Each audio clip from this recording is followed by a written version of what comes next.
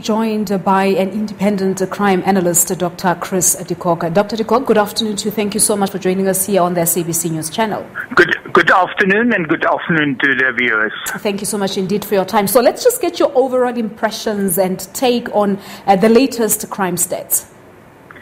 Well, there's some good news and some bad news, but the bad news, let's start there. I mean, murder is up for I don't know how many the year murder have just increased. It's a small increase, but it's on a very high level already.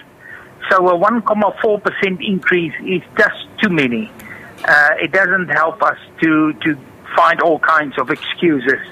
And I think one of the main problems there is we don't address the real causes of murder. I mean, we want to explain too much in terms of alcohol misuse and abuse. It can also play a role, don't make a mistake. But, I mean, it doesn't address street robbery. One of the biggest generators after alcohol of murders is street robbery. And in this release, for the sixth year in consecutively, there's no reference to street robbery. While street robbery actually increased. It increased with 3.1%. And it is the largest category of robbery, but we don't refer to it. The other bad news is that when we look at robbery as such, and we look at the subcategories, I've now already referred to street robbery, which increased quite significantly with 3.1%. There is carjacking. I mean, carjacking increased all these years since 2010-11, just after the World Cup. This year, it increased with 13.3%. That is just out of control. So I think that is the bad news. The good news is more on the property-related crime. On the property-related crime, there is some decreases on burglaries and that kind of thing. But the problem there is we have got not the same validity in those crime trends. You know, that crime trends can fluctuate according to reporting levels. So we have a problem of reporting when it comes to the ordinary property crime. Carjacking is a particularly good indicator of crime, because usually it's the more luxury vehicles which are hijacked, and those things are insured. So we can check it against those figures. Mm-hmm. So there we have a 13%. And then murder is a very good indicator of crime, because as the minister himself referred to this morning, he say a body is a body. So you actually do a body count. So we know that, Dr. de Kock, that the country is faced with the scourge of gender-based violence. Looking at contact crimes, what do you make of that, having gone by 0.7%? The contact crime? Yes. Yeah, I actually prefer not to refer to these bigger categories. The whole when you refer to contact crime, you refer to murder, you refer to robberies, all kinds of robberies, you refer to rape, you refer to assault serious, assault common. And that doesn't give you any good indicator. You have to break it down to the smallest parts. I want to say something particularly about rape. There's something very seriously wrong with the figures. There's clearly a problem with the figures. I'm still trying to puzzle it out for the last 3 hours since the stats was released. But the rape figures on on what we call the first table, the table 1, which it contains all the crime trends, rape is down with 1.7%. But if we look at crimes against women and children, then there's a big difference between those and these figures. I mean, if we look at crimes against women and children, rape against women and children, we have got, over the last 5 years, we had a trend where there was a large decrease in rape against women and children. But if we look at the table 1 trend, there was basically a small increase. But the figures doesn't tally. The latest figures, the figures of this year, 1920, They are the closest. There you have 42,289 in the table, but you've got 42,919 in the women and children table. But now, against last year, there was 41,583 and 49,212. That's a major difference of nearly 20%. So there's something wrong with the rape statistics. I think one concerning area is what the minister said, that education institutions are now becoming hotbeds for crimes, with 308 rape cases having been reported in schools, universities and colleges. Hello? Dr. Kock, can you hear me? Yeah, I can hear you now. Yeah, I want us to reflect on what the minister has said, that education institutions are now becoming hotbeds for crimes. This, of course, referring to the 308 rape cases that have occurred in schools and institutions of higher learning. Yeah, no, that's true. But, I mean, if you compare it with the total figure of rape, it is still much, it's a very small fraction of all the rapes. But it is true that it seems increasing trends at those institutions.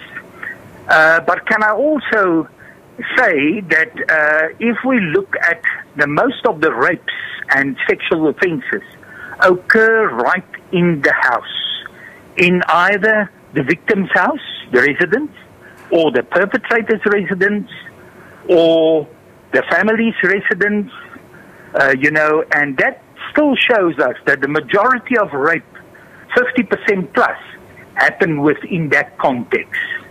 And that is, I think, the biggest chunk still of rape.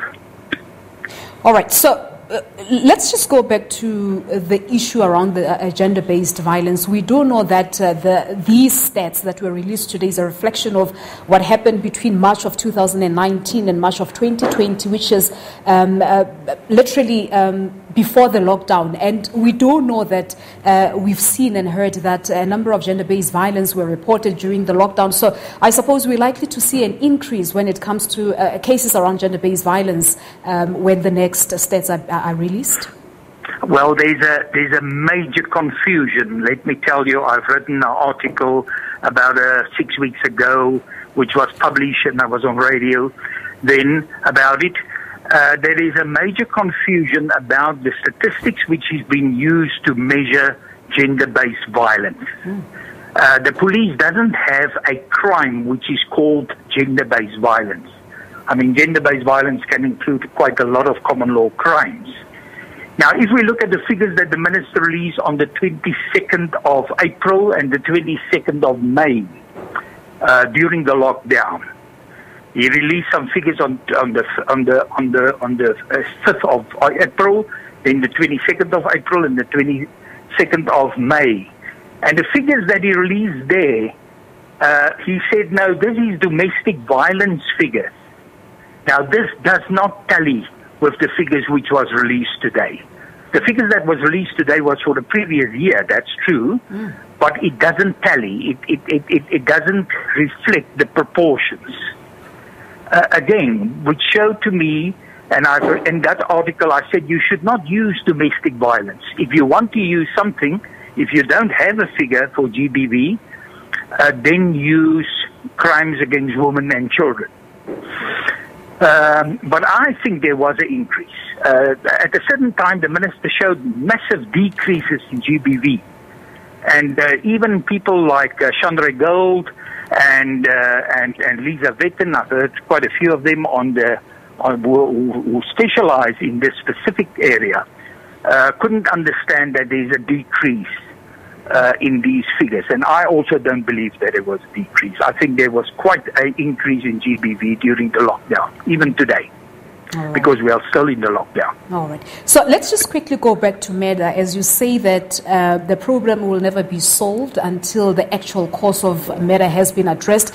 So that 1.4 increase, this means that 58 people are murdered in the country every day. What's the solution? What do you think the solution to the problem could be?